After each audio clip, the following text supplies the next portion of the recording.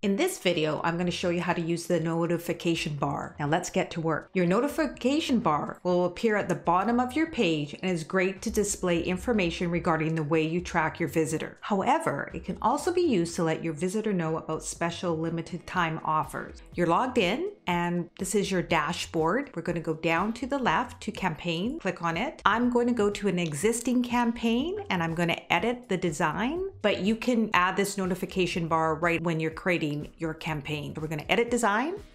We're going to go to style, down to notification bar, and we're going to enable our notification bar. And right away, you'll see that the notification bar pops up at the bottom. Now we can leave as is, or we can, and best practices would be to link to our privacy policy, which we have on our website. If you don't have a website, that's fine. You don't have to link to it. But if you did, you would just highlight it, click on link, put in your link, open a new window and insert. And then as you can see at the bottom, there's now a clickable link to my privacy policy. And you just click on save. And now that will show up at the bottom of this landing page when someone visits it. And this will also let our visitor know that we are potentially tracking them. If you use Google Analytics, if you use a Facebook pixel, if you're using the Mailchimp landing page, you are tracking your visitors. So it's always best to let them know you're doing that. However, we can also use it for something else. We'll go back to notification bar and we're going to take out the policy or this text and add this instead, but we're going to make it bigger.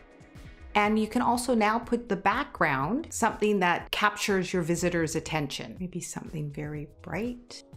And this will stay up there until they choose to close it. So we're just going to save and publish. And now we have a nice notification bar, which will look like this. And I would change the text on that because that doesn't really jump out at you, but you get the idea. And that's how you do the notification bar. If you haven't created your Mailchimp account, you should check out my video showing you how to do that. If there's anything about Mailchimp that you would like me to show you, let me know in the comments below. And if you want to see how to tag your audience, which is another name for your subscriber list, check out my video, which I've listed in the description below. Thanks for watching, and if you like this video, give it a thumbs up, share with your friend. Be sure to subscribe to my channel and hit the notification button to get notified when I upload a new video.